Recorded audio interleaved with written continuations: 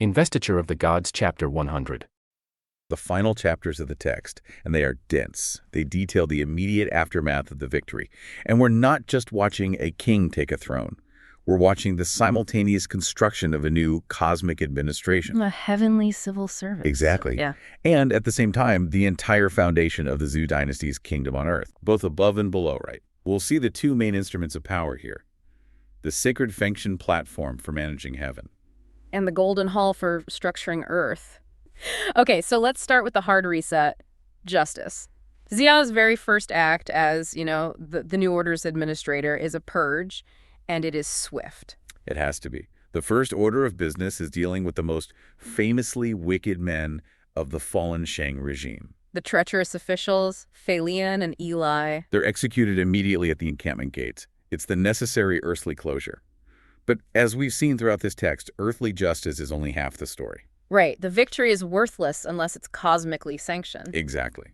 So Xia goes to the Fengshen platform and summons their souls. It's a moment of spiritual debt collection. He doesn't just destroy them. No, he gives them a job title in the new infernal bureaucracy. And that job title tells you everything you need to know. The charge against them is incredibly specific. They, quote, willingly played the sycophant, misled the ruler's sagacity, ruined the nation, and destroyed the sovereign. They're the embodiment of internal rot. Precisely. And the poetic irony of their eternal assignment is it's fantastic. They are sealed as the gods of ice melting and tile shattering. The Bingshao Wajizjin. Think about that title for a second. It doesn't mean they govern actual ice or tiles. Bingshao Waji is an old idiom. What does it mean? It means to dissolve completely. Absolute and irrevocable collapse. They didn't just cause the Shang dynasty to fall. They are now condemned to eternally be the very concept of dissolution and ruin. Nailed it. It's an astonishingly specific and, frankly, a terrifyingly poetic damnation. But that raises a really interesting question for you, the learner. Why give them a job at all? Why not just, obliterate them? Because in this cosmology, nothing is outside the New Order.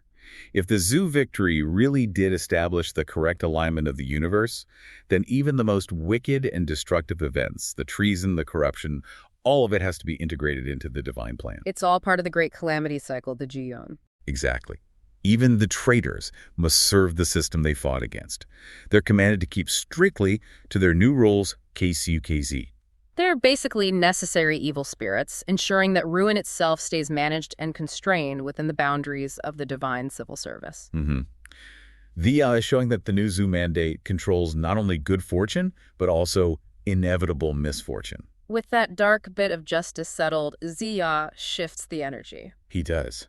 He goes back to King Wu and reports that the cosmic house cleaning is done.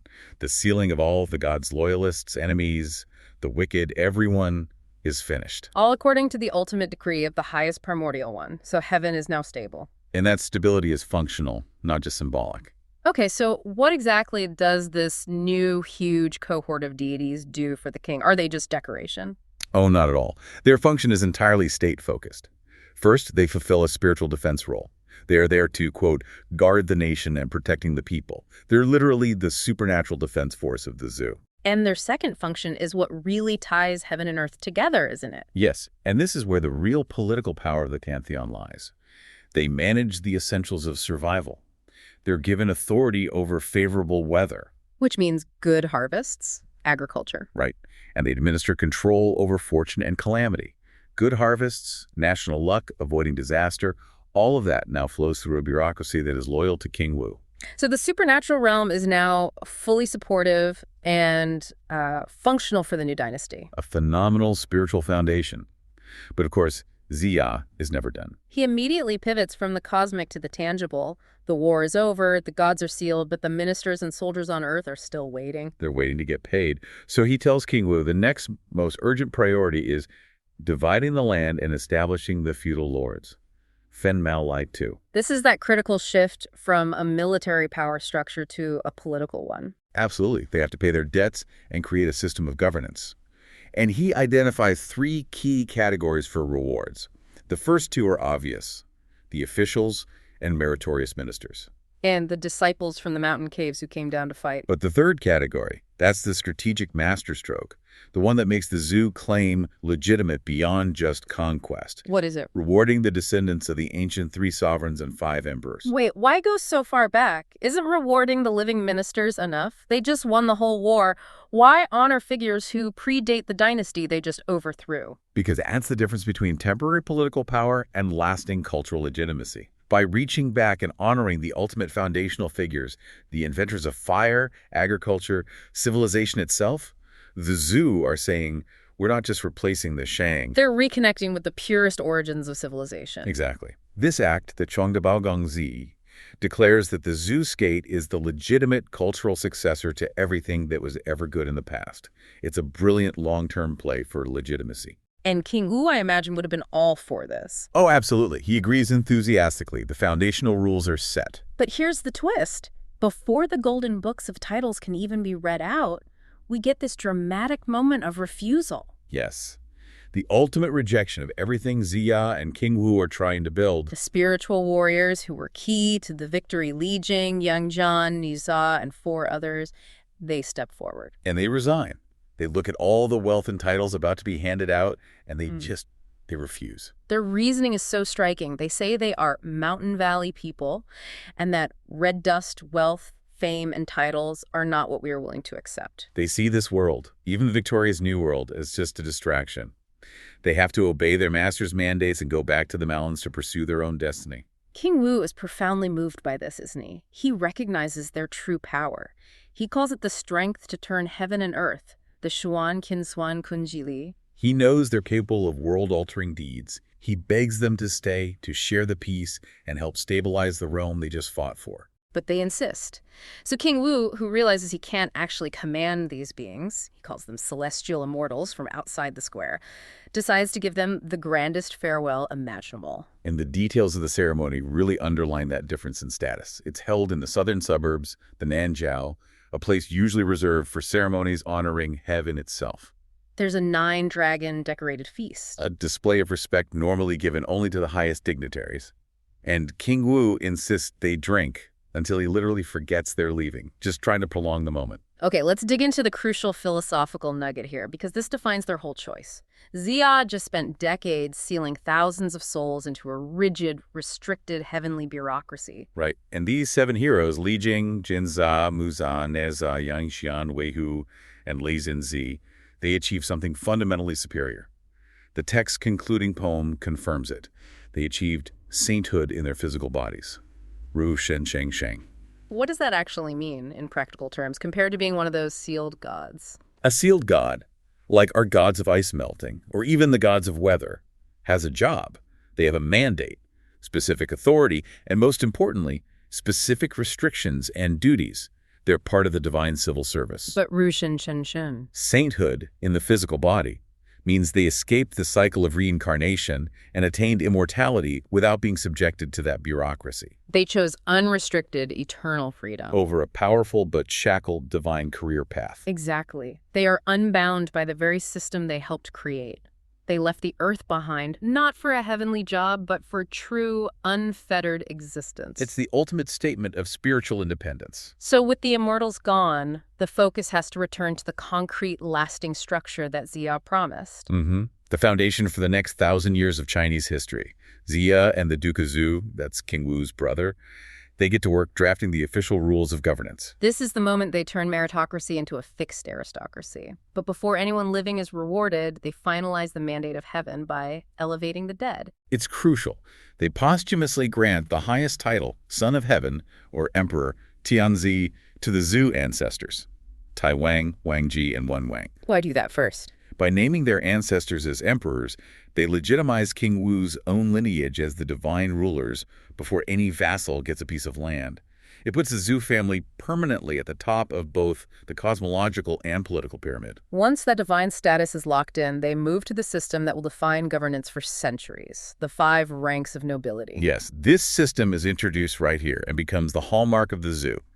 You have the highest rank, the Gong or Duke, then the Hu, Marquis, the Beau, Earl, Zi, Viscount, and finally the Nan or Baron. And these ranks dictated everything, didn't they? Land size, military duty. Your entire relationship to the central Zhou court, everything. But what if you had great merit, but maybe not quite enough to be a duke or a marquis? Did you just walk away with nothing? No, they had a place too, just a less prestigious one.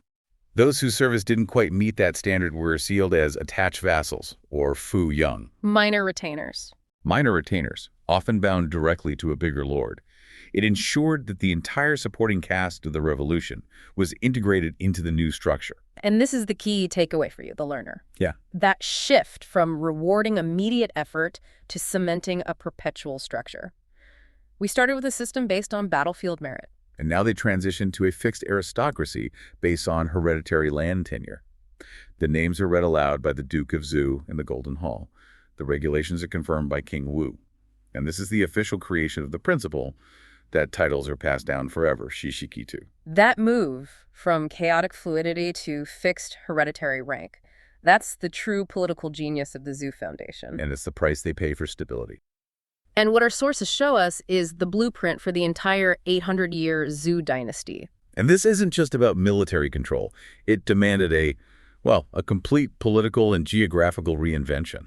But it's so much more complex than that, isn't it? It wasn't just about handing out land. Not at all. It was a really sophisticated, decentralized system. It was all based on kinship, military duty, and ritual hierarchy. Instead of trying to rule everything directly, King Wu formalizes this massive enfeoffment. Creating 72 states, almost overnight. 72 states. The map of China was fundamentally redrawn in that moment. We're going to distill the origins, the roles, and the ranks of the 27 most prominent of these founding states. Exactly. And to understand the genius behind this division of power, the whole thing was built on a calculated foundation of legitimacy. The new vassals fall into really 3 strategic groups. Okay. First, and the biggest group, were the royal relatives, the Zhou family, the Ji surname. Makes sense. Second, you have the meritorious ministers and allies, the great generals who helped win the war. And third, they very cleverly included descendants of the ancient sages like Shun and Yu. Why do that? To legitimize their rule. To show that the Zhou were the true successors to all of China's legitimate history. So let's start with those first decisions King Wu made. He needs a center for this new universe, and then he has to figure out how to delegate control. He does. And first, he moves the capital. He moves it to Haojing, which is near modern Xin. This was a statement. A new center. A new center. Haojing was the true administrative and ritual heart, the seat of the Son of Heaven. But, like you said, you can't govern the East from the far West. Not back then. So they needed a system, and this is where we get to that fascinating structure at the very top, the dual control system. It's a remarkable piece of political engineering 3,000 years ago. So they split the administration. They did. 2 of the most crucial figures stay right there in the capital with the king. First, you have King Wu's brother, Zhu Gongdan, the famous Duke of Zhou. He's an organizational genius. He gets control of all the vassals east of the Shan Pass. The entire eastern half of the new kingdom. Right. And then control of all the vassals west of the pass goes to the other main administrator, Xiao Gongxi, the Duke of Zhou. So you have these 2 massive spheres of influence, both reporting directly to the king. And it's brilliant. It ensures central authority is absolute. But the day-to-day oversight, the loyalty monitoring, that's handled by 2 completely trustworthy figures. It lets the king be the king. It's also a risk mitigation strategy, isn't it? Instead of one all-powerful prime minister who could maybe lead a rebellion. Exactly. You divide the power between 2 pillars who depend on each other and on the king. Proactive stability. Okay, so that's the central court. Now here's where it gets really interesting for me. What about the guy who actually won the war, the military architect, Zhang Zia? Ah, Luan. Right. The sources say he was actually considered too old to stay in the administrative court at Haojing. But the honor he received was, it was extraordinary. It cemented his authority over every other lord. It really did. He got massive gifts, of course, but the real power was in the symbols. He was given the yellow axe and the white yak-tail banner. And these were not just fancy decorations. No, not at all. The source is explicit. These symbols gave him the power to, and this is the key phrase, to independently conduct campaigns and punish anyone who stepped out of line. So he basically had supreme military command over the entire feudal system, even though he wasn't in the capital. He was the ultimate enforcer. He gets the highest military rank, and then he's sent out to the northeast, established as the Marquis of Qi, or Hao of Qi. And when we talk ranks, the source makes it very clear he was at the top of the pile, right? Highest among all the other marquises and counts. He was, just one step below a duke or a gong. So he wins the war, gets independent military authority, and holds the highest-ranking state outside the central government. That tells you everything about how important it was to lock down that eastern coast. That really sets the map. So let's move to the states themselves, starting with the foundation, the bedrock of the whole system. The royal relatives, the Ji surname. This was, at its heart, a family enterprise. The whole idea was to put loyal kin into strategic spots to be the screens and hedges of the Zhou house. And the most important of these family states was probably Lu. Without a doubt, Lu. It was established for Bo Qian, who was the son of the Duke of Zhou himself. The organizational genius we just talked about. So why give his son such a massive state? Because the Duke of Zhou was essential in the capital. Lu needed to be his powerful, stable, loyal base out in the east. Bo Qian was given incredible resources, 700 live land, which is just huge, precious jade, a great bow. A clear signal of importance. A very clear signal. Yeah. And this becomes critical very soon after, because King Wu dies, and the Duke of Zhou has to serve as regent for the young King Cheng. Lu was his power base. So Lu anchors the east. Then moving north, you've got another anchor state, Yan. That's right. Yan goes to the son of the other great duke, Shougangxi, and it's positioned way up north near modern Beijing. So that's about defense. Geopolitical defense, exactly. Putting a loyal Ji family member right on the frontier to guard against the northern tribes. Okay, and then there's Jin. Jin was for King Wu's youngest son, Teng Shuyu. Initially it was called Tan, later became Jin. This puts the Ji family in that really crucial Shaanxi region. But, not all the family got territory just for development. Some had a very specific security job. And this is where we get the monitors, the Jian, who were sent to watch over what was left of the Shang royals. That must have been a tense assignment. Extremely tense.